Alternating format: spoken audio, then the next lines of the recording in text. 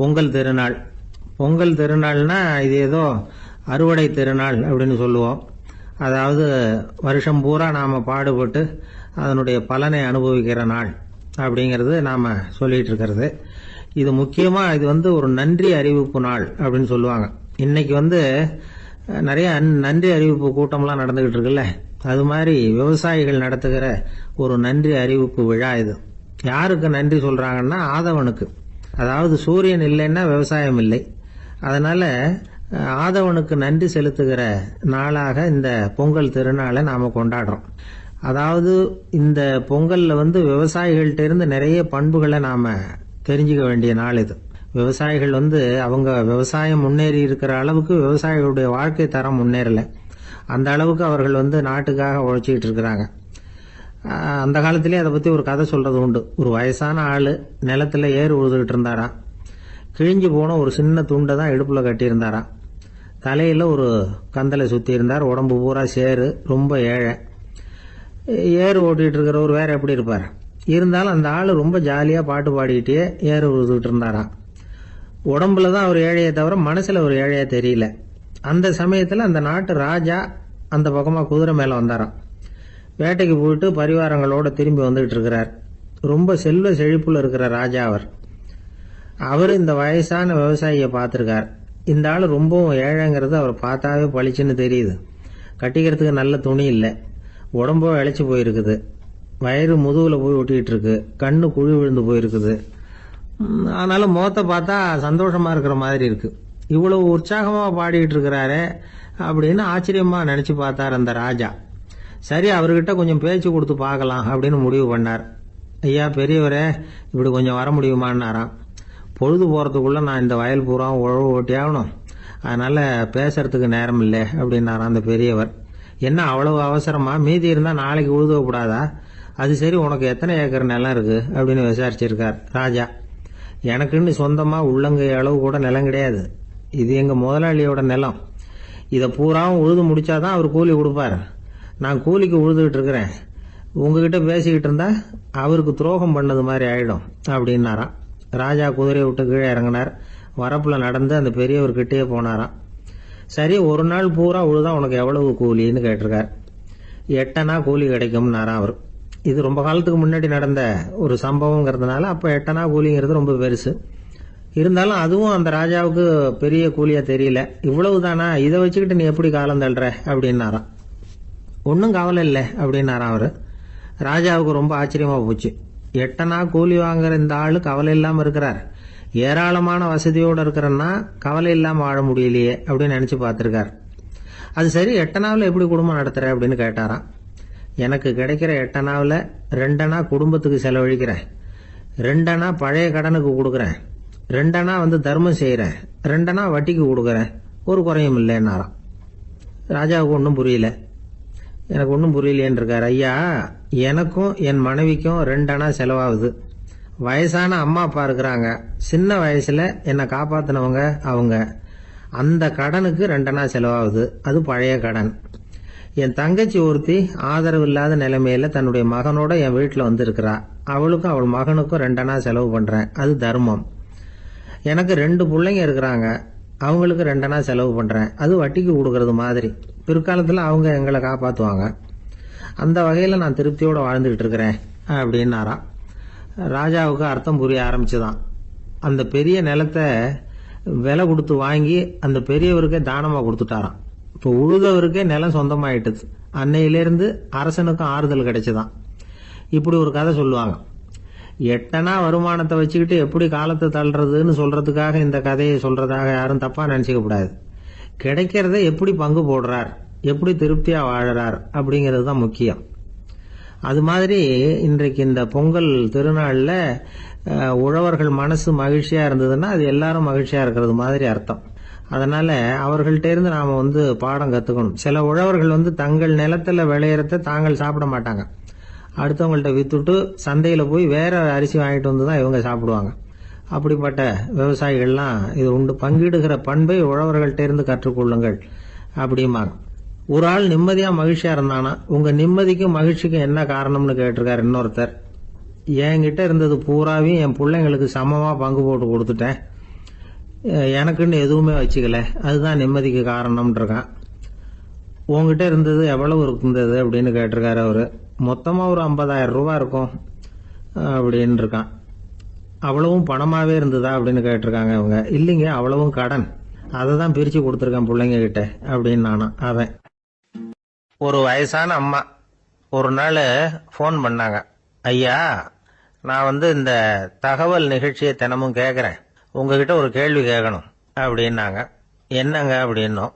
எனக்கு சொந்தமாக ஒரு நல்ல வீடு இருக்கு, வேணுங்கிற அளவுக்கு பணமும் இருக்கு, கணவரும் ரொம்ப நல்லவர், ரிட்டையர் ஆகி வீட்டில் தான் இருக்கிறார், பிள்ளைங்கள்லாம் பெரிய பெரிய உத்தியோகத்தில் இருக்கிறாங்க, அதில் ஒருத்தன் IAS, பணம்லாம் கூட நிறைய கொண்டாந்து கொடுக்குறாங்க. அப்படி இருந்தும் என் மனசில் நிம்மதி இல்லை, வாழ்க்கையில் ஒரு நிறைவு இல்லை அப்படின்னாங்க.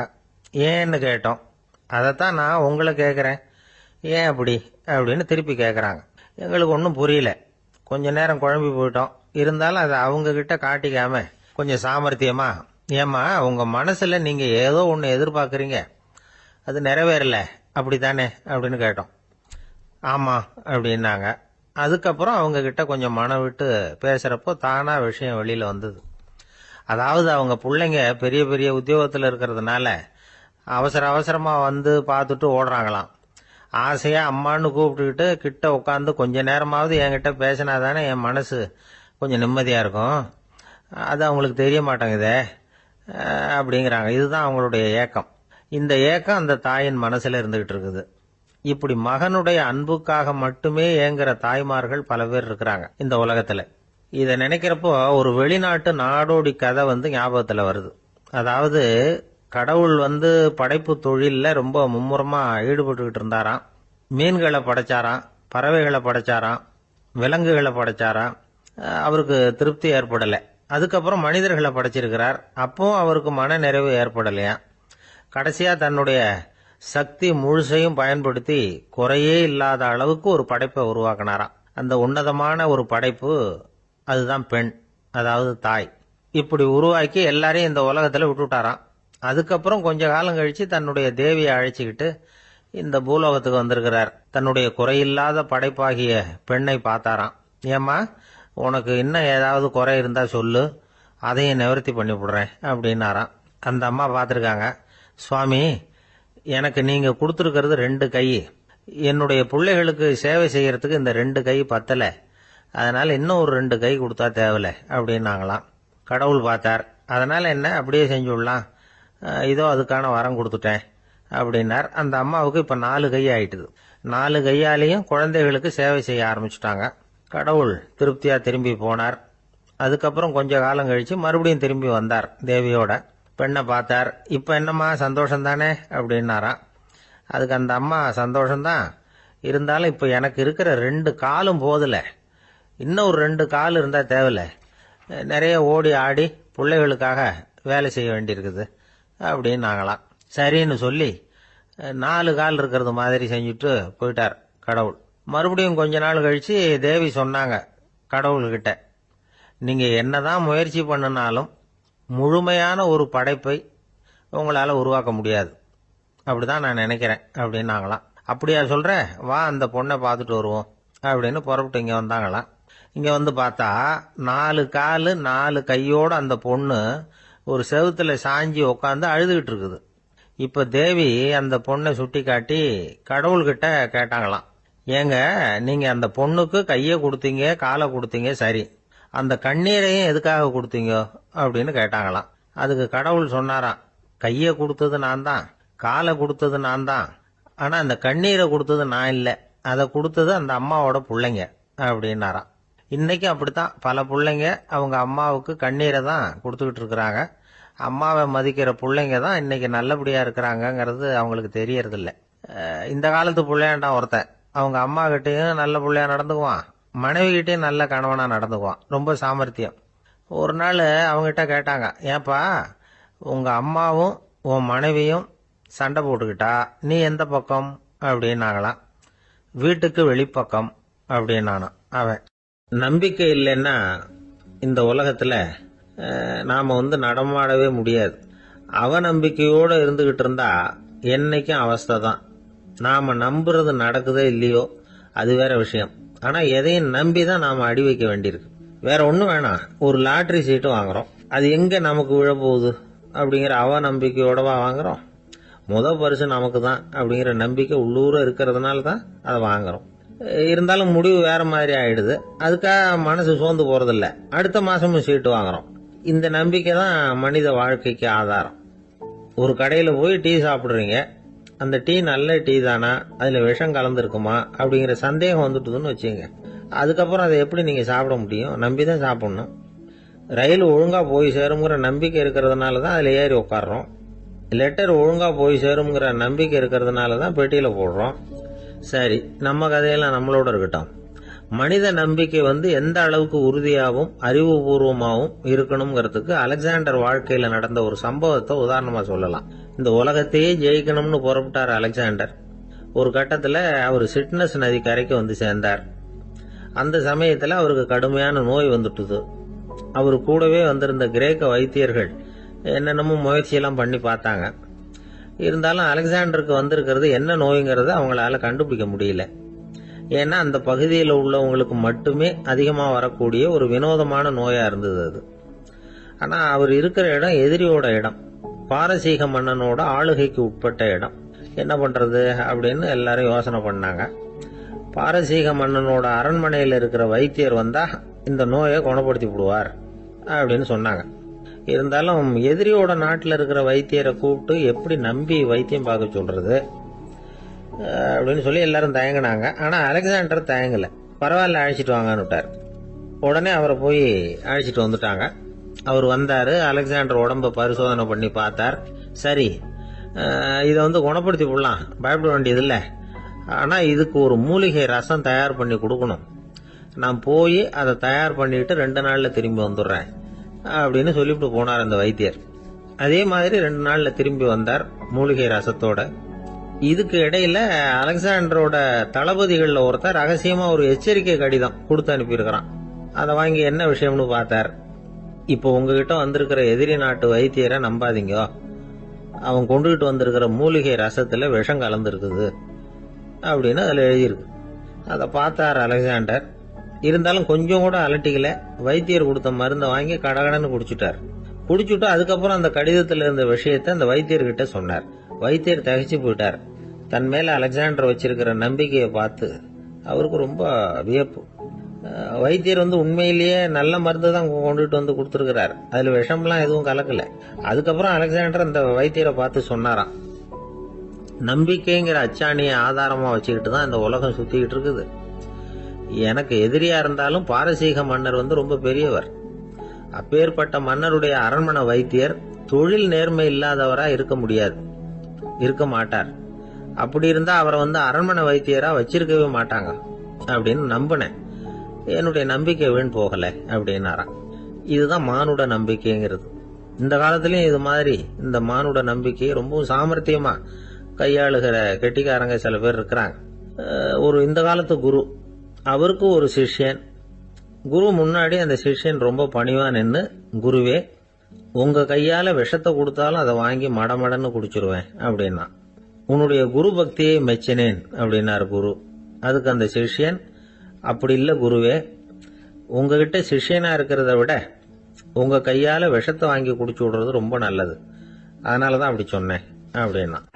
அந்த காலத்துல அண்ணாமலை ரெட்டியார்னு ஒருத்தர் இருந்தார். அவர் வெங்கனூர் அப்படிங்கிற கிராமத்துல இருந்தார். அங்க இருந்து விருத்தாசலம் கோவிலுக்கு தவறாம போயிட்டு வந்துகிட்டு இருந்தார். இடையில வெள்ளாறு, அதுல ஒரு சமயம் வெள்ளம் வந்துட்டுது. இவரால் போக முடியல. அதோட விளைவு வெங்கனூர்லயே ஒரு கோவில் கட்டணும் அப்படின்னு முடிவு பண்ணார், சிவாலயம். அந்த சமயத்துல வடநாட்டுல பஞ்சம். அதனால அங்க இருந்த பல சிற்பிகள் தென்னாட்டை நோக்கி வர ஆரம்பிச்சாங்க. அவங்க வெங்கனூர் வழியா வர்றது தெரிஞ்சதும் இவர் போய் பார்த்தார். இங்க ஒரு கோவில் கட்டணும், அதுக்கு நீங்க உதவணும்னார். பஞ்ச காலத்துல இப்படி ஒரு வாய்ப்பு கிடைச்சதுல அவங்களுக்கும் ரொம்ப மகிழ்ச்சி. உற்சாகத்தோட ஒத்துக்கிட்டாங்க. ஆலய திருப்பணி ஆரம்பமாச்சு. அவங்களுக்கு வேண்டிய எல்லா வசதிகளையும் இவர் செஞ்சு கொடுத்தார். அவங்களுக்கு எந்த குறையும் இல்லாம பாத்துக்கிட்டார். அது மட்டும் இல்ல, ஒவ்வொரு நாளும் அங்க வருவாரு. உங்களுக்கு என்ன வேணும், எது வேணும்னு கேட்பாரு. ஏதாவது குறை இருந்தா சொல்லுவாங்க, உடனே தீர்த்து வைப்பார். இவரும் கேட்பாரு, எந்த குறையா இருந்தாலும் என்கிட்ட சொல்லுங்க அப்படின்னு சொல்லுவார். அதை தவிர இவராகவே கவனிச்சும் அவங்களுக்கு என்னென்ன தேவைங்கிறத கண்டுபிடிச்சு அதையெல்லாம் கொடுத்துக்கிட்டு இருப்பார். என்ன தேவைன்னாலும் அதை நிறைவேற்றி வச்சிருவார். அந்த சிற்பிகளின் தலைவன் ஒருத்தன், அந்த ஆளுக்கு வெத்தலை பாக்கு போடுறது பழக்கம். இதை தெரிஞ்சுக்கிட்டு அதுக்காகவே ஒரு ஆளை ஏற்பாடு பண்ணார். வேணுங்கிற போலாம் நீ வெத்தலை சிவல் மடிச்சு கொடுக்க வேண்டியது உன் வேலை அப்படின்னு ஒருத்தனை ஏற்பாடு பண்ணிட்டார். இப்படியெல்லாம் செஞ்சதும் அவங்களுக்கும் ரொம்ப உற்சாகம். ரொம்ப பொறுப்பா சிற்ப வேலைகளை செஞ்சுக்கிட்டு இருக்கிறாங்க. ஒரு நாள் என்னாச்சு தெரியுமா? அந்த சிற்பிகளின் தலைவன் ரொம்ப நுணுக்கமா ஒரு வேலையை செஞ்சுக்கிட்டு இருக்கிறான். சாரம் போட்டு அது மேல படுத்துக்கிட்டு அண்ணாந்து பார்த்து உச்சியில நுணுக்கமான சிற்பங்களை உருவாக்கிக்கிட்டு இருக்கான். சிற்பியின் கவனம் செதறப்படாதுங்கிறதுனால இவரு மெதுவா சத்தம் போடாம கிட்ட போய் நின்று அதை கவனிச்சுக்கிட்டு இருக்கிறார். அந்த சிற்பி வழக்கம் போல வெத்தலை பாக்குக்காக இடது கையை கீழே நீட்டினான். அந்த சமயம் பார்த்து அவருக்கு தாம்பூலம் கொடுக்கறவன் அங்க இல்ல, எங்கேயோ போயிருக்கிறான். அண்ணாமலை ரெட்டியார் என்ன பண்ணாரு தெரியுமா? தனக்காக கொடுக்கப்பட்ட தாம்பூலத்தை வாங்கி சிற்பியின் கையில கொடுக்கறாரு. அவன் வாங்கி போட்டுக்கிட்டான். இது என்ன இன்னைக்கு வெத்தலை சீவல் வேற மாதிரி இருக்குது, வாசனை தாம்பூலமா இருக்குது அப்படின்னு யோசனை பண்ணிட்டு கீழே திரும்பி பாக்குறார். பார்த்தா ரெட்டியார் மறுபடியும் சிற்பி கை நீட்டும் பொழுது கொடுக்கறதுக்காக தாம்பூலத்தை மடிச்சு வாங்கி வச்சுக்கிட்டு தயாரா நிக்கிறார். சிற்பிக்கு அதிர்ச்சி. உடனே பொத்துன்னு கீழே குதிச்சான். ஐயா, என்ன இது நீங்களா அப்படின்னா. இவர் சொன்னார், நான் ஒன்னும் தப்பு பண்ணலையே, உன்னுடைய கை புண்ணியம் செஞ்ச கை, கோயில் கட்டுற கை, அந்த கைக்கு தாம்பூலம் கொடுக்கறதுல என்ன தப்பு அப்படின்னாராம். ஏற்கனவே பஞ்சத்தில் அடிபட்டு வந்த எங்களை நீங்க ஆதரிச்சதே பெரிய விஷயம். இந்த செயல் என்ன ஒரு பெரிய கடனாளி ஆகிவிட்டது. ஐயா, எங்களுக்கு உணவு உடை இதை மட்டும் நீங்க கொடுத்தா போதும், ஊதியம்னு எதுவும் வாங்க மாட்டோம் அப்படின்னு நானும். அந்த சிற்பி எவ்வளவோ வற்புறுத்தியும் எதுவும் வாங்கிக்கலையாம். இந்த செய்தியை தமிழ் தாத்தா டாக்டர் ஊவேசா சொல்லியிருக்கிறார். அந்த காலத்துல எப்படிப்பட்டவங்க எல்லாம் வாழ்ந்திருக்கிறாங்க பாருங்க. இந்த காலத்துல ஒருத்தர் கோவில் கட்டினார், வேலை செய்யற எல்லாருக்கும் சாப்பாடு போடுவார். சிற்ப வேலை செஞ்சுட்டு சாப்பிட வர்ற ஒவ்வொருத்தர் கையையும் அன்பா பிடிச்சு முத்தம் கொடுத்து உள்ள அனுப்புவார். அந்த கைகளுக்கு நீங்க கொடுக்குற மரியாதையாது அப்படின்னு கேட்டாங்க. அடா, அது இல்லைங்க, ஏற்கனவே முதல் பந்தியில சாப்பிட வந்தவன் மறுபடியும் வர்றானான்னு கண்டுபிடிக்கிறதுக்காக கையை பிடிச்சு மோந்து பாக்குறேன் அப்படின்னாராம் அவர். ஒரு ஊர்ல ஒரு ஞானி இருக்கிறார், ரொம்ப பெரிய ஞானி, ரொம்ப வயசாயிட்டுது. கடைசி காலத்துல அவர்கிட்ட சில பேர் வந்தாங்க. உங்க குரு யார் அப்படின்னு கேட்டாங்க. அவர் நிமிர்ந்து பார்த்தார். எனக்கு ஆயிரக்கணக்கான குருமார்கள் உண்டு, அவங்க பேரெல்லாம் சொல்லணும்னா இந்த காலம் பத்தாது. ஆனா முக்கியமான ஒரு 3 பேரை பத்தி மட்டும் உங்களுக்கு சொல்றேன் அப்படின்னாராம். அப்புறம் சொன்னார், அந்த 3 பேர்ல ஒருத்தன் ஒரு திருடன்.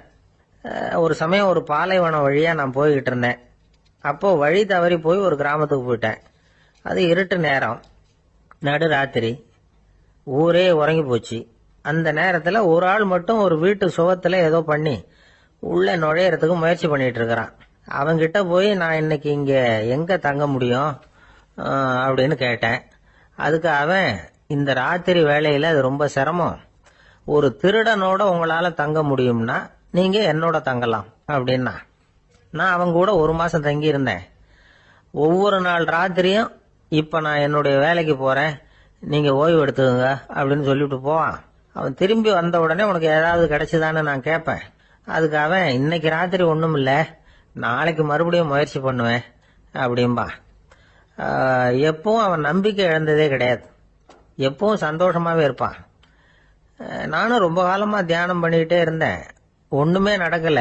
ஆனா நான் என்ன பண்ணேன் தெரியுமா? மனசு வருத்தப்படும், நம்பிக்கை இழந்துருவேன். அப்பெல்லாம் அந்த திருடனுடைய விடாமுயற்சி தான் ஞாபகத்துக்கு வரும். அதனால அந்த திருடன் எனக்கு ஒரு குரு. என்னுடைய 2வது குரு யாருன்னா அது ஒரு நாய். இது எப்படின்னா, ஒரு சமயம் எனக்கு ரொம்ப தாகமா இருந்தது. ஒரு நதியை நோக்கி போயிட்டு இருந்தேன். அப்போ ஒரு நாயும் வந்தது. அதுக்கும் தாகம். ஓடி ஆத்த பார்த்தது. அதோட நிழல் ஆத்துல தெரிஞ்சது. அதை பார்த்ததும் பயந்துட்டுது. அது, அதாவது அது தன்னுடைய சொந்த உருவத்தையே கண்டு பயந்தது. அதை பார்த்து குறைக்குது, திரும்பி ஓடிச்சு. ஆனா அதுக்கு தாகம் அதிகமா இருந்ததுனால அது மறுபடியும் திரும்பி வந்தது. பார்த்தா மறுபடியும் தண்ணியில நாயோட உருவம் தெரியுது. இப்படி சில தடவை பண்ணிச்சு. இருந்தாலும் கடைசியில் தண்ணியில குதிச்சுட்டுது துணிஞ்சி. இப்படி குதிச்ச உடனே அதோட உருவமும் மறைஞ்சுட்டுது. இதை பார்த்தேன். நான் என்ன புரிஞ்சுக்கிட்டேன்னா, எவ்வளவுதான் பயம் இருந்தா கூட ஒருத்தன் தைரியமா காரியத்துல இறங்கணும் அப்படிங்கறத புரிஞ்சுக்கிட்டேன். இந்த போதனை அந்த நாய்கிட்ட இருந்து எனக்கு கிடைச்சது. இது ஒண்ணு. அடுத்தது என்னுடைய மூன்றாவது குரு யாருன்னா, அது ஒரு சின்ன குழந்தை. நான் ஒரு சமயம் ஒரு நகரத்துக்கு போனேன். அங்க ஒரு குழந்தை எரிகிற மெழுகுவத்தி ஒண்ணு எடுத்துக்கிட்டு வந்தது. நான் அந்த குழந்தைய பார்த்து வேடிக்கையா கேட்டேன், ஏன் பாப்பா இந்த மெழுகுவத்திய நீயாவே கொளுத்துனியா அப்படின்னு கேட்டேன். ஆமான்னு அந்த குழந்தை. சரி, இந்த மெழுகுவத்தி முன்னாடி எரியாம இருந்தது, இப்ப எரியுது. இந்த மெழுகுவத்திக்கு வெளிச்சம் எங்க இருந்து வந்தது, அதை எனக்கு காட்ட முடியுமா அப்படின்னு கேட்டேன் அந்த குழந்தைகிட்ட. இதுக்கு அந்த குழந்தை சிரிச்சுக்கிட்டு அந்த மெழுகுவத்திய ஊதி அணைச்சுட்டுது. அதுக்கப்புறம் என்ன பார்த்து கேட்டுது, இப்ப இந்த மெழுகுவத்தியின் வெளிச்சம் போனதை பாத்தீங்க இல்லையா, அது எங்க போச்சுன்னு எனக்கு சொல்லுங்க அப்படின்னுது. அந்த குழந்தை இப்படி கேட்டதும் என்கிட்ட இருந்த ஆணவம் அழிஞ்சுட்டுது. நான் படிச்சதெல்லாம் அந்த வினாடியில சுக்கு நூறா போட்டுது. என்னுடைய முட்டாள்தனத்தை நான் உணர்ந்தேன் அப்படின்னு இவ்வளவு அந்த ஞானி விவரமா சொன்னாராம். அதனால நாம இன்னார்கிட்ட இருந்துதான் இதை கத்துக்கணுங்கிறது இல்லை, யாருகிட்ட இருந்தும் எதையும் கத்துக்கலாம். நம்மால் ஒருத்தன் ஒரு நாய் வளர்த்துக்கிட்டோம்னா அந்த நாய்க்கு வால் கிடையாது, யாரோ ஏற்கனவே வெட்டி எடுத்துட்டாங்க. இந்த நாய் தான் சார் எனக்கு குரு, அதுகிட்டே இருந்து கூட நான் பாடம் கத்துக்கிட்டு இருக்கிறேன் அப்படின்னா. அப்படி என்ன கத்துக்கிட்டேன் இந்த வால் இல்லாத நாய்கிட்ட இருந்து அப்படின்னு கேட்டோம். நாம யாருகிட்டையும் வாலாட்டக்கூடாது அப்படிங்கிற பாடத்தை அதுகிட்ட இருந்து தான் நான் கத்துக்கிட்டேன் அப்படின்னா. ஒரு ராஜா ஊரெல்லாம் சுத்தி பார்த்துட்டு வரலாம்னு ஒரு நாள் புறப்பட்டு போனார். ஒரு இடத்துல தறி நெசவு வேலை ரொம்ப மும்முரமா நடந்துகிட்டு இருந்தது. ஒரு பெரியவர் தறியால் நெசவு வேலை செஞ்சுக்கிட்டு இருந்தார். பக்கத்துல ஒரு அழகான பொண்ணு உட்காந்து நூலை சுத்திக்கிட்டு இருக்குது. ராஜா அந்த பெரியவரை பார்த்து யார் இந்த பொண்ணுன்னு விசாரிச்சார். ராஜா அப்படி கேட்டதும் அவருக்கு ரொம்ப பெருமையா போயிட்டுது. ஏன்னா உட்கார்ந்திருந்தது அவரோட மகள். அரசே, இது என்னுடைய மகள், இவ வேகமா நூல் திரிக்கக்கூடியவள், வைக்கோல எடுத்து இவ திரிச்சா கூட அது எல்லாம் பவுனிழையா வெளியில வரும் அப்படின்னு ஒரு ராசி இவளுக்கு அப்படின்னு ரொம்ப பெருமையா ராஜா கிட்ட சொன்னார். ராஜா இதை கேட்டதும் அசந்துட்டார். அப்படியா, இவ்வளவு அழகும் சாமர்த்தியமும் உள்ள இந்த பொண்ணு என்னோட வரட்டுமே, இவளை என் மருமகளா ஆக்கிக்கிறேன் அப்படின்னார் ராஜா. அந்த பெரியவருக்கு ஒன்னும் புரியல. ஏதோ கொஞ்சம் பெருமையா சொல்ல போவ அது இப்படி ஆயிட்டுதே அப்படின்னு கவலைப்பட்டார். இருந்தாலும் ராஜா பேச்ச தட்ட முடியுமா, மகளை அனுப்பி வச்சுட்டார். ராஜா அந்த பொண்ணை அரண்மனைக்கு அழைச்சிட்டு வந்தாரு. அங்க ஒரு அறையில வச்சு பூட்டி விட்டார். அந்த ரூம் நிறைய வைக்கோல கொண்டாந்து போட்டு அடைச்சாங்க. 3 ராட்டைகள் வேற வச்சிருந்தாங்க. நாளைக்கு பொழுது விடியறதுக்குள்ள நீ இந்த வைக்கோலையெல்லாம் தங்க இழைகளா மாத்தி காட்டணும். நாளைக்கு காலம்பரம் வந்து நான் இந்த அறை கதவை திறப்பேன். உன் தகப்பன் சொன்னது மாதிரி எல்லாம் தங்கமா மாறி இருக்கணும், இல்லைன்னா நீ உயிர் தப்ப முடியாது அப்படின்னு உத்தரவு போட்டார். பாவம் அந்த பொண்ணு என்ன பண்ணும், பகல் பூரா அழுதுகிட்டே உட்காந்துருக்குது. ராத்திரி பூராவும் தூக்கம் வரல. மறுநாள் அதிகாலை நேரத்துல யாரோ கதவை தட்டுற சத்தம் கேட்டுது. பயந்துகிட்டே கதவை திறக்கிறா. திறந்து பார்த்தா வெளியில 3 அவலட்சணமான பெண்கள். ஒருத்திக்கு வந்து கால் அகலமா முறை மாதிரி இருக்கு, இன்னொருத்திக்கு கட்டை விரல் கரண்டி மாதிரி பெருசா இருக்குது, 3வது பொண்ணுக்கு உதடு தடிச்சு ரப்பர் மாதிரி தொங்கிக்கிட்டு இருக்கு.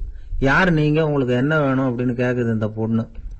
நாங்க உங்களுக்கு உதவி செய்யறதுக்கு தான் வந்திருக்கிறோம் அப்படின்னு சொல்லி உள்ள வந்தாங்க, உட்கார்ந்தாங்க. கொஞ்ச நேரத்துக்குள்ள உள்ள இருந்த வைக்கோலையெல்லாம் தங்க இழைகளா மாத்தி கொடுத்துட்டு போயிட்டாங்க. காலையில ராஜா வந்தார், பார்த்தார். ஆகா பேஷனார். இன்னும் கொஞ்சம் வைக்கோலை கொண்டாந்து அந்த ரூம்ல போட சொன்னார். இந்த வைக்கோலையும் இன்னைக்கு தங்கமா மாத்தி விடு, நாளைக்கு மறுநாள் உனக்கும் இளவரசனுக்கும் கல்யாணம்னு சொல்லிவிட்டார். இன்னைக்கு ராத்திரி அந்த 3 பொண்ணுங்களும் வந்தாங்க. வைக்கோல பொண்ணு இழைகளா மாத்தினாங்க, புறப்பட்டாங்க. இந்த பொண்ணு அவங்க காலில் விழுந்து வணங்கினா. என் உசுரை காப்பாத்தினீங்க, உங்களுக்கு நான் என்ன கைமாறு செய்ய போறேன் அப்படின்னா. பயப்படாத, நீ விரும்பினா எங்களுக்கு ஒரு உதவி செய்யலாம். உன்னுடைய கல்யாணத்துக்கு நாங்க 3 பேரும் வரோம். நீ எங்களை வந்து வரவேற்று ராஜா கிட்டையும் இளவரசர்கிட்டையும் நாங்க வந்து உன்னோட பெரியப்பா பொண்ணுங்கன்னு சொல்லி அறிமுகப்படுத்தி வை, நாங்க விருந்து சாப்பிட்டுட்டு போயிடுறோம் அப்படின்னாங்க. ரொம்பவும் சந்தோஷமா சரின்னு ஒத்துக்கிட்டா. கல்யாண நாள் வந்தது. கல்யாணம் ரொம்ப கோலாகலமா நடந்துகிட்டு இருக்கு. எல்லா தேசத்து ராஜா ராணிகளும் வந்துகிட்டு இருக்கிறாங்க. அந்த 3 அவலட்சணமான பொண்ணுங்களும் வந்து சேர்ந்தாங்க. யார் இவங்கன்னு கேட்டார் ராஜா. என் பெரியப்பா பொண்ணுங்க அப்படின்னு அந்த பொண்ணு. காலும் உதடும் கட்டை விரலும் ஏன் இப்படி உங்களுக்கு அவலட்சணம் ஆயிட்டுது அப்படின்னு கேட்டார். அதுக்கு அந்த பொண்ணுங்க பதில் சொன்னாங்க. என்ன செய்யறது, ஓயாம வைக்கோல நூற்று ஒருத்தியோட கட்டை விரல் அப்படி கரண்டி மாதிரி ஆயிட்டுது, நாக்கில் தொட்டு தொட்டு திரிச்சதுனால ஒருத்தியோட உதடு அப்படி ஆயிட்டுது, காலால கட்டையை அழுத்தி அழுத்தி தறி போட்டதுனால இன்னொருத்தையோட கால் இப்படி ஆயிட்டுது. உங்க மருமகளா வந்திருக்கிற இந்த பொண்ணு அந்த மூணையுமே செய்ய தெரிஞ்சவ தான். என்ன ஆக போதும் இன்னும் கொஞ்ச நாள்ல அப்படின்னாங்க. அவ்வளவுதான், ராஜா பயந்துட்டார். அம்மா, இன்னையிலிருந்து நீ இளவரசனின் மனைவி. நீ எப்பவும் அழகா இருக்கணும். அதனால நீ இனிமே வைக்கோலை திரிக்கவே கூடாது அப்படின்னு உத்தரவு போட்டார்.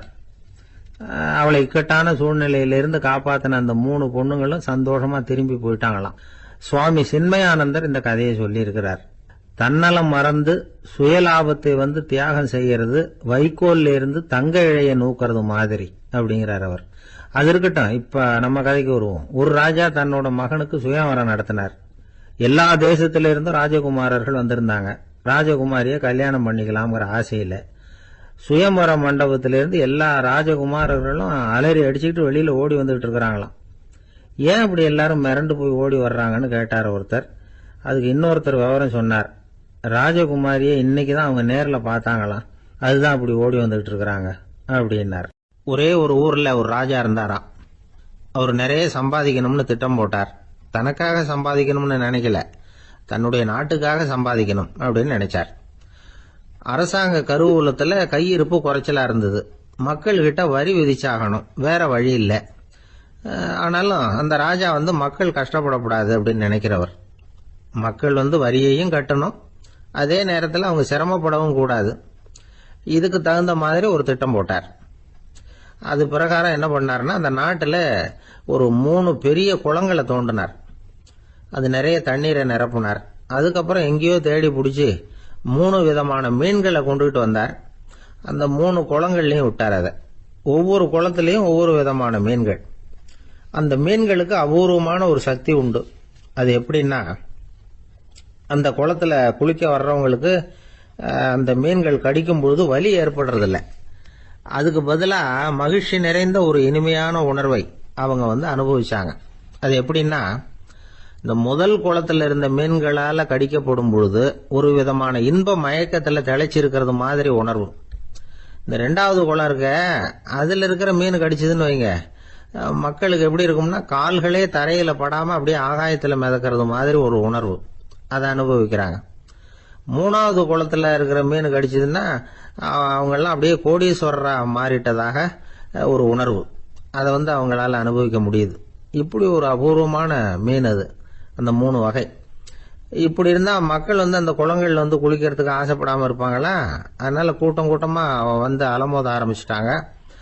ஒவ்வொரு குளத்தின் கரையிலேயும் கியூ வரிசையில் நிக்க ஆரம்பிச்சுட்டாங்க. அந்த நாட்டு மன்னர் என்ன பண்ணாருன்னா, ஒவ்வொரு குளத்தங்கரையிலையும் ஒரு ராஜாங்க அதிகாரியை உட்கார வச்சார். டிக்கெட்டை அடிச்சு கொடுத்தார். குளிக்க வர்றவங்க கிட்ட ஒரு குறிப்பிட்ட தொகையை கட்டணமா வசூலிக்க ஆரம்பிச்சார். அவ்வளவுதான், அரசாங்க கருவூலம் நிரம்ப ஆரம்பிச்சுட்டுது. ராஜாங்கத்துக்கு தேவையான பணம் கிடைச்சிட்டுது. இது ஒரு கதை. இத பத்தி என்ன நினைக்கிறீங்க? அதாவது மக்களுக்கு சுமை தெரியாமலே வரி வசூல் பண்றது நல்லது தானே அப்படின்னு நினைப்பீங்க. ஆனா இன்னைக்கும் உலகத்துல பல அரசாங்கங்கள் இதே மாதிரி 3 குளங்களை வெட்டி வச்சிருக்குது. மக்களும் அதுல குளிச்சுக்கிட்டு தான் இருக்கிறாங்க. அது எப்படிங்கிறீங்களா? அந்த முதல் குளம் தான் சினிமா தியேட்டர். அதுல குளிக்கிறவங்க தான் ஒரு விதமான இன்ப மயக்கத்துல திளைச்சிருக்கிறது மாதிரியான உணர்வை அனுபவிக்கிறவங்க. 2வது குளம் தான் சாராய கடை. இந்த குளத்துல குளிக்கிறவங்க தான் கால்களே தரையில படாம ஆகாயத்துல மிதக்கிறது மாதிரி உணர்வை அனுபவிக்கிறவங்க. 3வது குளம் லாட்டரி டிக்கெட். இதுல குளிக்கிறவங்க தாங்கள் அப்படியே கோடீஸ்வரர்களா மாறினது மாதிரி ஒரு உணர்வு, அதை அனுபவிக்கிறவங்க. இன்னைக்கு பல நாடுகள் இந்த குளங்களை பயன்படுத்திக்கிட்டு தான் வராங்க. ஒரு பூவுல வண்டு உட்காருது. அதுல இருக்கிற தேனை வண்டு எடுக்குது. இந்த சமயத்துல அந்த பூவுக்கு வலிக்குமா? அதுக்கு வலிக்கிறது இல்லை. அந்த பூவோட மலர்ச்சியும் வளர்ச்சியும் குன்றி போறதும் கிடையாது. ஒரு ராஜா மக்கள் கிட்ட வரி வசூல் பண்ணும் பொழுது மக்களுக்கு சிரமமும் தெரியக்கூடாது, அதே நேரத்தை அதனால அவங்க வாழ்க்கையும் கெட்டு போயிடக்கூடாது. அது மாதிரி வரி வசூல் பண்ணணுமா. இது காளிதாசனின் ரகுவம்சத்துல காணப்படுகிற ஒரு கருத்து. ஒரு சின்ன குழந்தை தவறுதலா ஒரு 25 காசு நாணயத்தை மூழ்கி விட்டுது. காசு வயத்துக்குள்ள போயிட்டுது. அந்த குழந்தையோட தாய் உடனே குழந்தைய தூக்கிட்டு ஆஸ்பத்திரிக்கு புறப்பட்டாங்க. அப்ப அந்த பக்கமா ஒருத்தர் வந்தார் தெருவில். என்ன விவரம்னு கேட்டார். இவங்க சொன்னாங்க, குழந்தை காசை முழுகிட்டுது, அதான் அவசரமா ஆஸ்பத்திரிக்கு தூக்கிட்டு ஓடுறேன் அப்படின்னாங்க. அவர் வந்தவர் சொன்னார், கவலைப்படாதம்மா, உடனே இப்படி கொடுங்க குழந்தைய அப்படின்னு கையில் வாங்கினார். ஒரு கையில் அந்த குழந்தையோட கால் ரெண்டையும் பிடிச்சி தலைகீழாக தூக்கி பிடிச்சார்.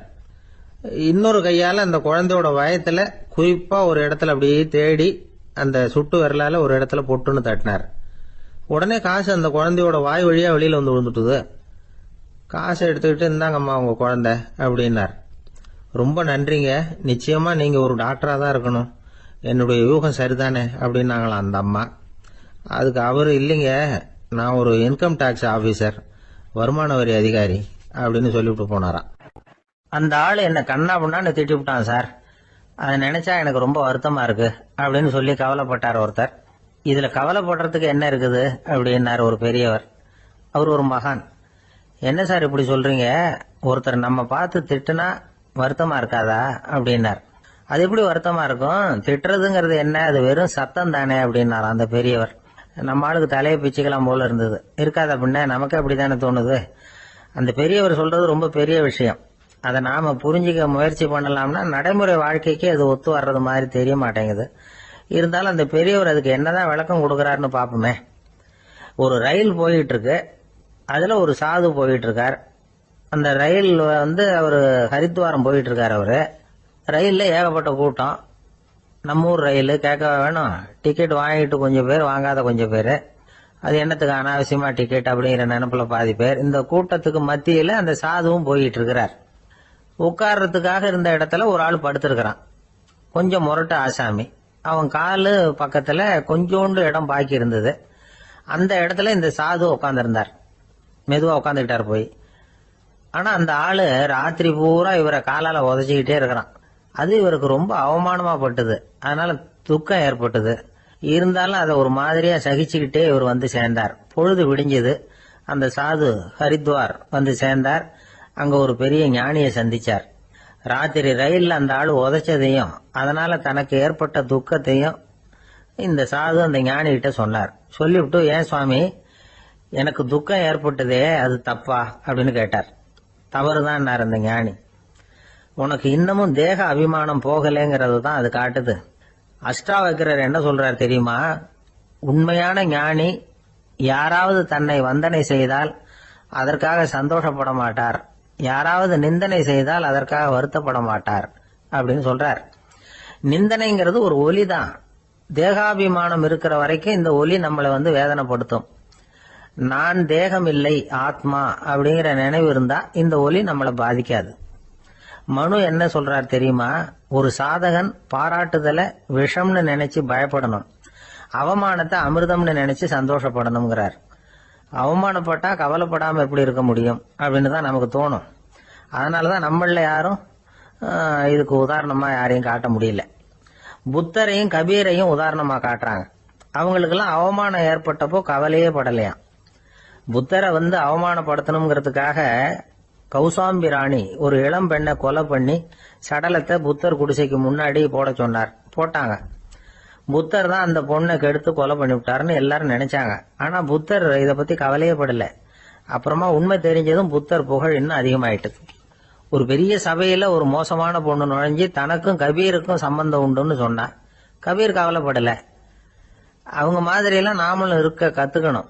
நிந்தனை, அபகீர்த்தி, அவமானம் எல்லாம் ஆண்டவன் கொடுக்கிற பிரசாதம்னு நினைக்கணும் அப்படின்னு சொல்றார் அந்த ஞானி. இத கேட்ட இந்த காலத்து ஆசாமி ஒருத்தர், நான் கூட அப்படிதான் சார், யாராவது அவமானப்படுத்தினா கவலைப்பட மாட்டேன்.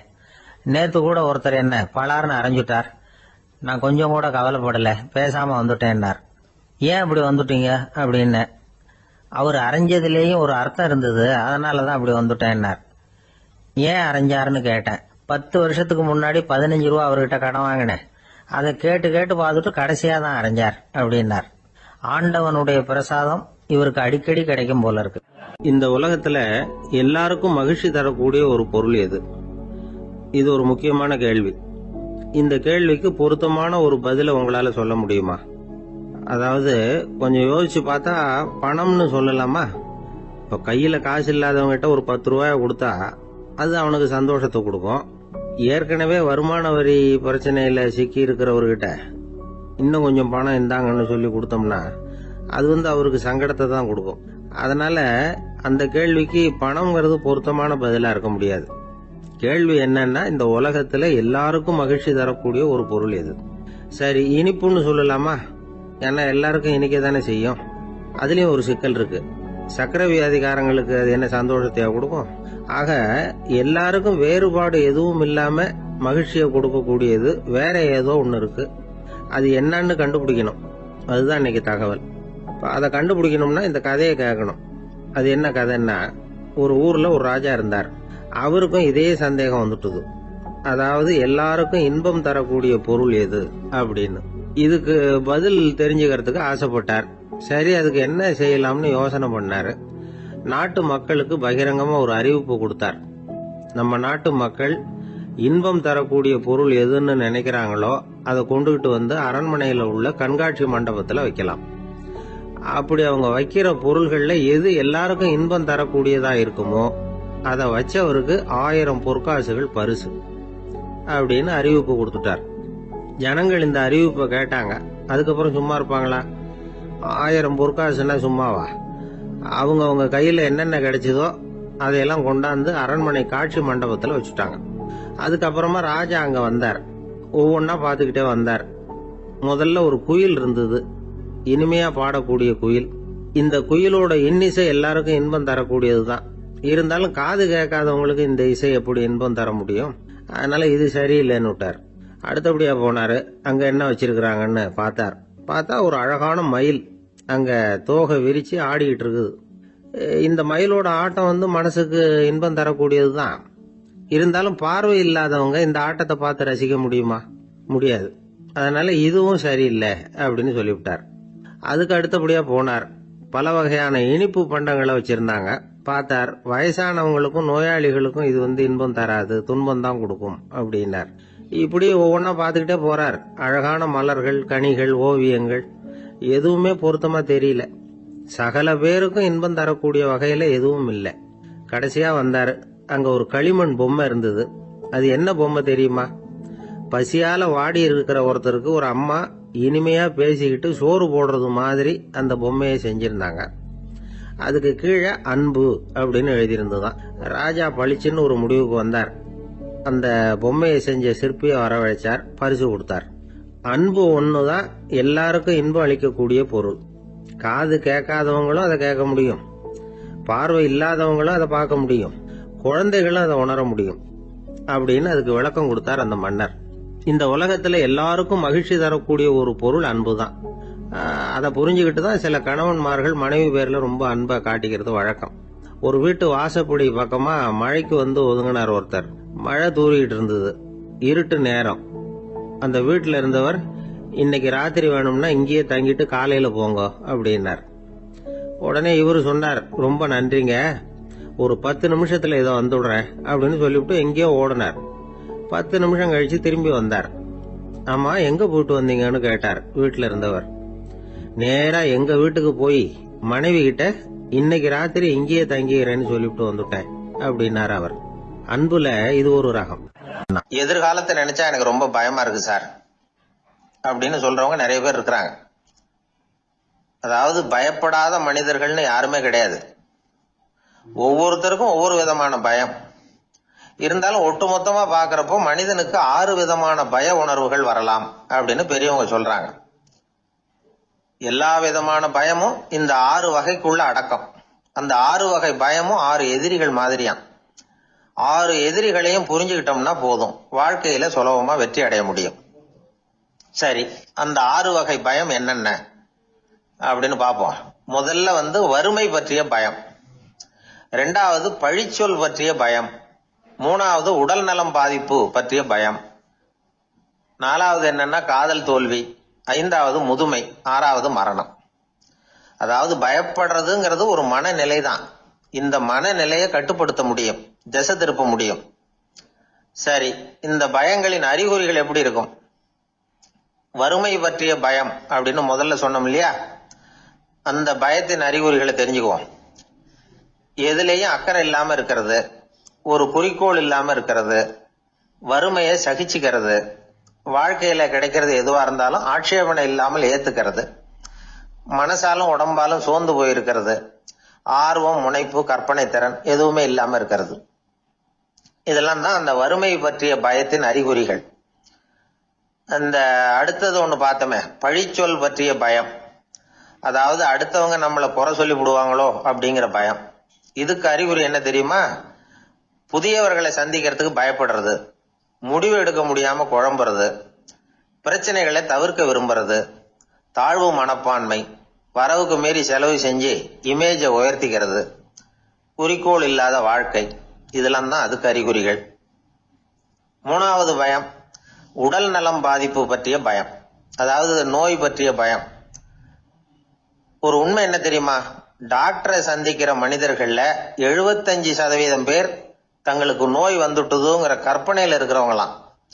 நிஜமாவே நோய் கிடையாது அவங்களுக்கு.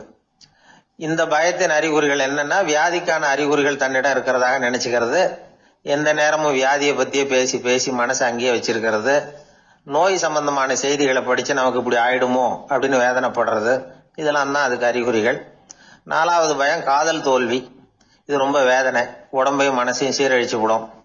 ஆண்களை விட பெண்கள் தான் இந்த பய உணர்வுல அதிகமா பாதிக்கப்படுறாங்க. அஞ்சாவது முதுமை பற்றிய பயம். ஆறாவது மரண பயம். வயசான காலத்துல எப்படி சமாளிக்கிறது அப்படிங்கிற பயம். ஆக இதையெல்லாம் நாம புரிஞ்சுக்க வேண்டியது ரொம்ப அவசியம். இந்த 6 வகை பயங்களை சரியா புரிஞ்சுக்கிட்டு நாம நடந்துக்கணும்.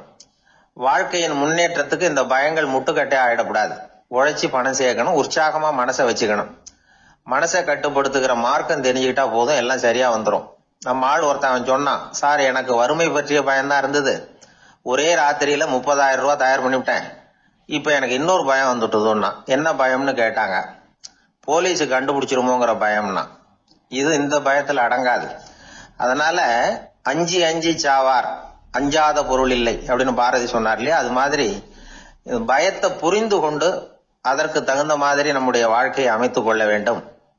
அப்படி அமைத்துக் கொள்ளுகிறவர்களுக்கு வெற்றி நிச்சயம். ஒரு சின்ன பையன் என்னை தேடிட்டு ஓடி வந்தான். ஒரு கதை சொல்லுங்கன்னா, சொந்தமா எதுவும் தெரியாத என்ன, உங்களுக்கு சொந்தமா எதுவும் தெரியாதுன்னு எனக்கும் தெரியும் அப்படின்னா. இந்த பையன் அடிக்கடி என்கிட்ட வந்து கதை கேட்கிறவன், அதனால என்னோட ரகசியம்லாம் அவனுக்கு அத்துப்படி. அதனால்தான் அவ்வளவு தெளிவா அடிச்சு விடுறான். சரி, இப்ப என்ன செய்யலாம்னு, பழைய கதை ஏதாவது ஒன்று சொல்லுங்களேன்னா. உனக்கு கிருஷ்ணதேவராயரை தெரியுமான்னு.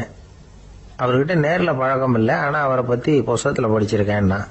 சரி, இவன்கிட்ட மேற்கொண்டு பேச்சு கொடுத்தா நம்மள ஒரு மாதிரி ஆக்கி விடுவான் அப்படிங்கறத யூகம் பண்ணிட்டு அவனை உட்கார வச்சு கடைசி வரைக்கும் குறுக்க பேசக்கூடாது அப்படின்னு ஒரு கண்டிஷனையும் போட்டுட்டு அந்த கதையை சொன்னேன். ஒரு சமயம் கிருஷ்ணதேவராயர் சமஸ்தானத்துக்கு ஒரு பெரிய வித்வான் வந்து சேர்ந்தாராம். என்னோட போட்டி போடுறதுக்கு இந்த ஊர்ல யாராவது இருக்கீங்களா அப்படின்னு சவால் விட்டாராம். அந்த ஊர்ல இருந்த பெரிய பெரிய வித்வான்லாம் இது ஏதுனா வம்பா போச்சுன்னு நினைக்க ஆரம்பிச்சுட்டாங்க. யாரும் அந்த ஆளோட போட்டி போடுறதுக்கு தயாரா இல்லை. எல்லாரும் நடுங்கிட்டு இருக்கிறாங்க. அந்த நேரத்துல ஒருத்த மட்டும் தைரியமா முன்னுக்கு வந்தான். அது யாருன்னா தெனாலிராமன். அந்த சமஸ்தானத்துல விகட கவி அவன். என்ன அனுப்புங்க போட்டிக்கு, நான் ஜெயிச்சு காட்டுறேன்னா.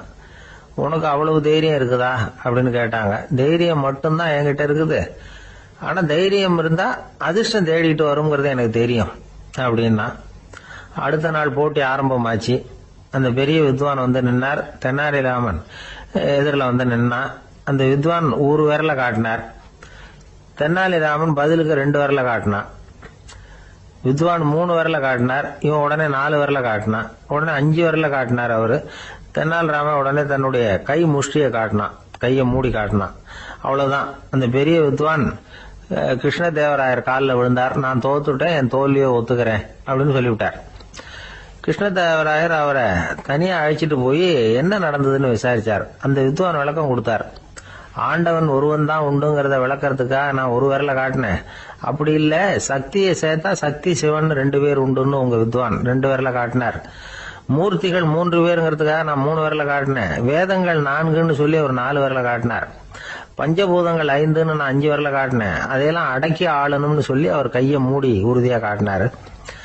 அடடா, உங்க வித்வானுக்கு எப்பேற்பட்ட அறிவு, அவர் தான் ஜெயிச்சார், நான் தோத்துட்டேன் அப்படின்னார் அவர். அப்படி சொல்லிவிட்டு அவர் போயிட்டார். அதுக்கப்புறம் தெனாலிராமனை கூப்பிட்டு என்னப்பா நடந்தது அப்படின்னு கேட்டாராம். அதுக்கு தெனாலிராமன் விளக்கம் கொடுத்துருக்கிறான். அவன் முதல்ல என்ன கொன்னுடுவேன்னு அந்த வித்வான் ஒரு விரல காட்டினான். உடனே ஒரு 2 கண்ணையும் தோண்டி விடுவேங்கிறதுக்காக நான் 2 விரல காட்டினேன். உனக்கு நாமம் போட்டுருவேன்னு சொல்லி 3 விரல காட்டினான். அதை அழிச்சிருவேன்னு 4 விரல காட்டினேன். உன்னை அரைஞ்சிருவேன்னு அவன் 5 விரல காட்டினான். நான் உங்களை குத்தி விடுவேன்னு சொல்லி கையை மூடி காட்டினேன் அப்படின்னா. இப்ப பாருங்க, ஜெயிச்சது யார்? தைரியம் மட்டும் இருந்துட்டா அதிர்ஷ்டம் தானா தேடி வருங்கிறது எவ்வளவு உண்மையா போச்சு. அதனால நாம எப்பவும் தைரியமா இருக்கணும்னு சொல்லிவிட்டு என் எதிரில் கதை கேட்டுட்டு உட்காந்துருந்த சின்ன பையனை பார்த்தேன். அவன் என்னை நிமிர்ந்து பார்த்தான்.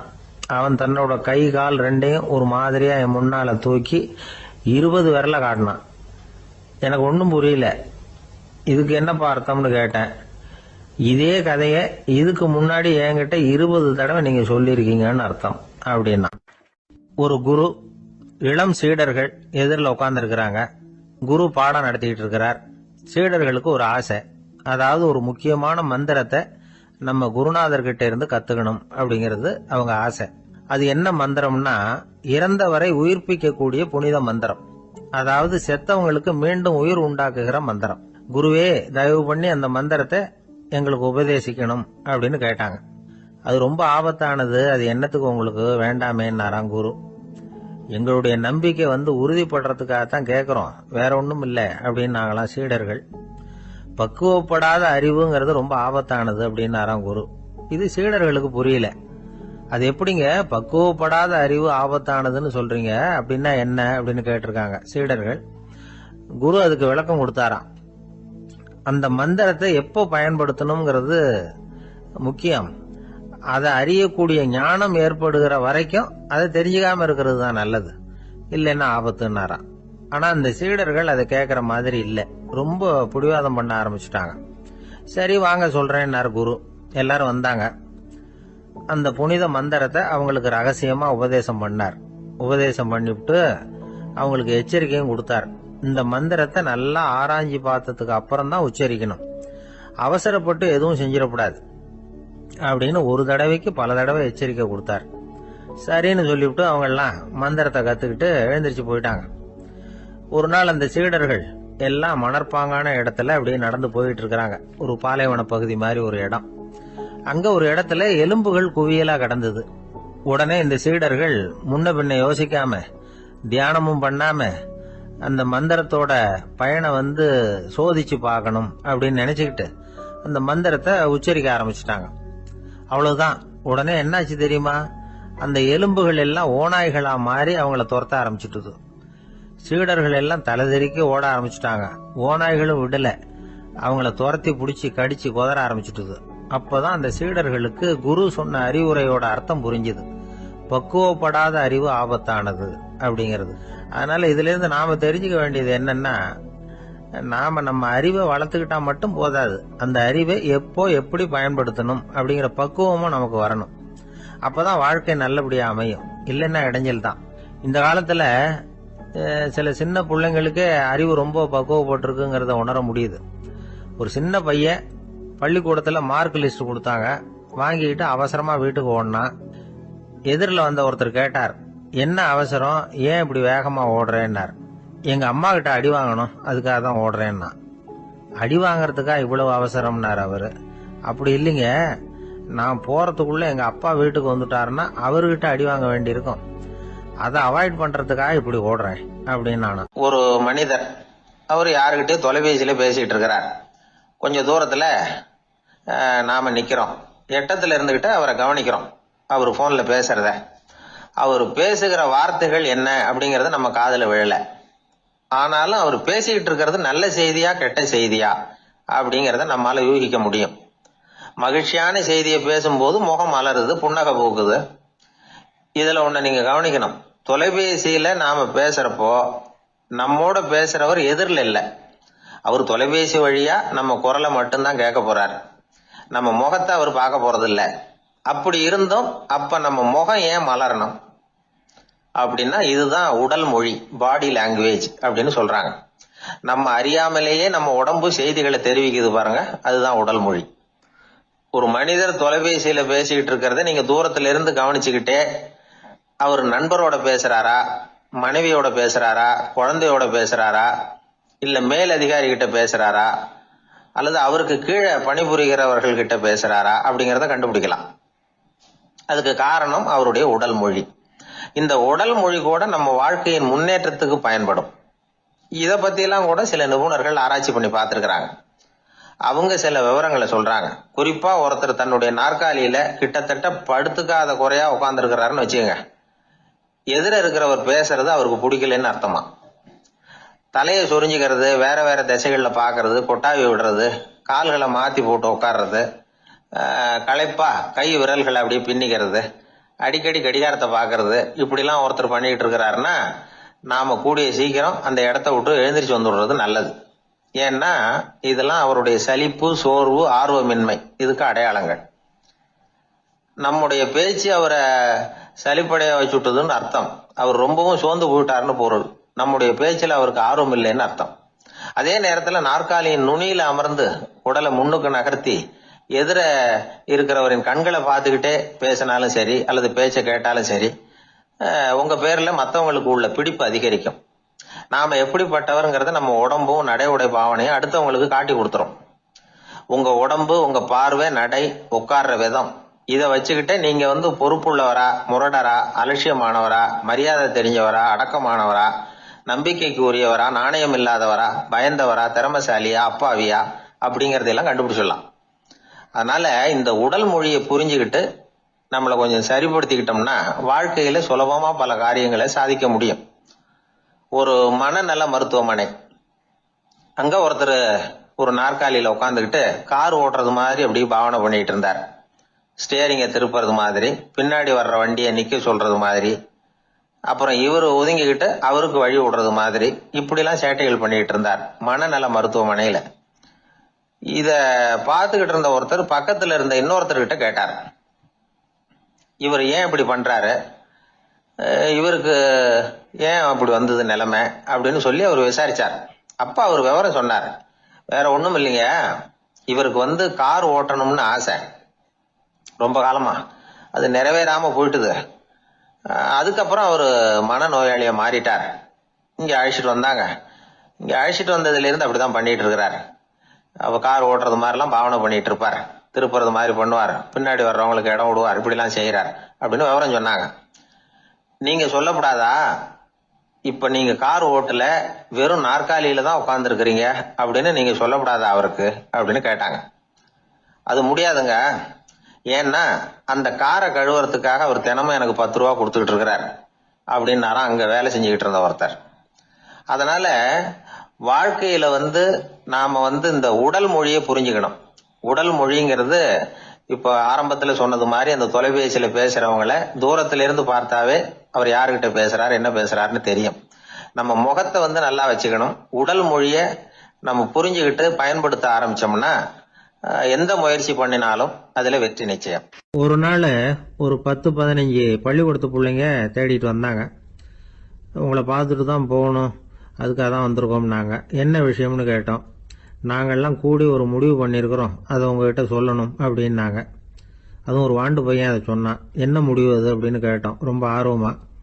அதை இப்போ சொல்ல மாட்டோம், எங்களுக்கு பிடிக்கிற மாதிரி ஏதாவது ஒரு தகவல் சொன்னால் அதுக்கப்புறம் நாங்கள் அதை சொல்கிறோம் அப்படின்னா அந்த வாண்டு பையன். சரி, சின்ன பையன்கிட்ட இன்னைக்கு வசமாக மாட்டிக்கிட்டோம் அப்படின்னு நினச்சிக்கிட்டு அவங்களுக்கு தகுந்த மாதிரி ஒரு கதை சொல்ல ஆரம்பித்தோம். அது என்ன கதைன்னா, ஒரு பெரிய காடு, அதில் பலவிதமான மிருகங்கள். அந்த காட்டுக்கு ஒரு சிங்கம் தான் ராஜா. எப்பவும் காட்டுக்கு அது தானே ராஜா. ஒரு பெரிய யானைக்கு இது பொறுக்கலை. என்ன இது, எப்போ பார்த்தாலும் இங்கே சிங்கத்துக்கே ராஜா பதவி கிடைக்குது, நான்லாம் எவ்வளவு பலசாலியாக இருக்கிறேன், அப்படி இருந்தும் எனக்கு அந்த பதவி கிடைக்கலையே அப்படின்னு தனக்குள்ள பொறுமிக்கிட்டே இருந்தது. ராஜா பதவியை நினைச்சு ரொம்ப ஏக்கம், அதுக்கு பதவி மோகம். இந்த சமயம் பார்த்து ஒரு குள்ள நெறி கூட்டம் அதை தேடிட்டு வந்தது. ஐயா பெரியவங்களே, நீங்க இந்த காட்டுக்கு ராஜாவா இருக்க ஆசைப்படுறீங்க, அதுல ஒன்றும் தப்பு இல்லை. ஆனா அதுக்கு முன்னாடி நீங்க எங்க கூட்டத்துக்கு கொஞ்ச நாள் தலைவரா இருங்க, அதாவது ராஜாவா இருங்களேன், உங்களுக்கும் ஒரு ட்ரைனிங் கிடைச்சது மாதிரி இருக்கும் அப்படின்னு சொல்லியிருக்குது இந்த கூட்டம், குள்ள நெறி கூட்டம். இதை கேட்ட உடனே யானைக்கு ரொம்ப சந்தோஷம் தாங்கலை. அதுதான் எப்பன்னு பதவிக்காக காத்துக்கிட்டு இருக்குதே. இருந்தாலும் கொஞ்சம் பிகுவோட, சரி நீங்கள்லாம் இவ்வளவு தூரம் என்ன தேடிட்டு கேட்கறதுனால மறுக்க முடியல, அப்படின்னு ரொம்ப ஏதோ அவளுக்கு சிரமப்பட்டு ஒத்துக்கிறது மாதிரி ஒத்துக்கிட்டது. ஏதோ உங்கள் ஆசைக்கு கட்டுப்படுறேன், கொஞ்ச நாள் உங்கள் கூட்டத்துக்கு ராஜாவாக இருக்கிறதுக்கு சம்மதிக்கிறேன் அப்படின்னுது. உடனே அந்த யானை ராஜ நட போட ஆரம்பிச்சுட்டுது. யானை சாதாரணமாக நடந்தாவே எப்படி இருக்குங்கிறது நமக்கு தெரியும். அதுவே ராஜ நட நடந்தால் எப்படி இருக்கும் கற்பனை பண்ணி பாருங்கள்.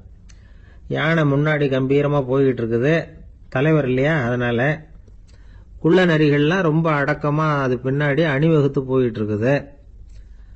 ராஜா வாழ்க மன்னர் வாழ்க அப்படின்னு கோஷம் வேற. யானைக்கு தலைகால புரியல, அவ்வளவு சந்தோஷம். அந்த யானைக்கு செருக்கு ஆணவம் எல்லாம் ஏற்பட்டு போச்சு. அதுக்கப்புறம் அது தரையை பார்க்குமா நிமிர்ந்து நடக்க ஆரம்பிச்சுட்டுது. தரையை பார்க்கறதே இல்லை. அப்படி போயிட்டு இருக்கிறப்போ ஒரு சதுப்பு நிலத்துல திடீர்னு காலை வச்சுட்டுது. அவ்வளவுதான், கால் உள்ள போயிட்டுது. இன்னொரு காலை எடுத்து வச்சுது, அதுவும் உள்ள போயிட்டுது. அந்த 2 காலையும் எடுக்கிறதுக்காக அடுத்த 2 காலையும் அழுத்திச்சு, அதுவும் உள்ள போக ஆரம்பிச்சுட்டுது. இப்ப 4 காலம் வசமா சேத்துல அழுந்தி போச்சு, எடுக்க முடியல. குள்ள நரிகள்லாம் அதை சுத்தி சுத்தி வந்தது. சிலது சுத்தி நின்று டான்ஸ் ஆட ஆரம்பிச்சுட்டுது யானையை பார்த்துட்டு. இதை யானை பார்த்தது. என்ன இது தலைவர், நான் தவிச்சுக்கிட்டு இருக்கிறேன், தொண்டர்கள்லாம் சுத்தி நின்று வேடிக்கை பார்த்துக்கிட்டு இருக்கிறீங்க, டான்ஸ் ஆடுறீங்க அப்படின்னு கேட்டுதான். தொண்டர்களே, தலைவர் நான் தவிச்சுக்கிட்டு இருக்கிறது உங்களுக்கு தெரியலையா? இப்போ உடனே உங்க தலைவரை காப்பாற்ற வேண்டியது உங்க கடமை இல்லையா அப்படின்னு கத்துச்சான் அந்த யானை. குள்ள நரிகள்ல ஒண்ணு முன்னாடி நின்று அந்த யானையை பார்த்துதான், தலைவரே, எங்களுக்கு ரொம்ப நாளா ஒரு ஆசை, அந்த ஆசையை நிறைவேற்றிக்கிறதுக்காகத்தான் உங்களை எங்க தலைவரா ஏத்துக்கிறோம்னு சொன்னோம் அப்படின்னு தான். என்ன ஆசைன்னு கேட்டிருக்கு.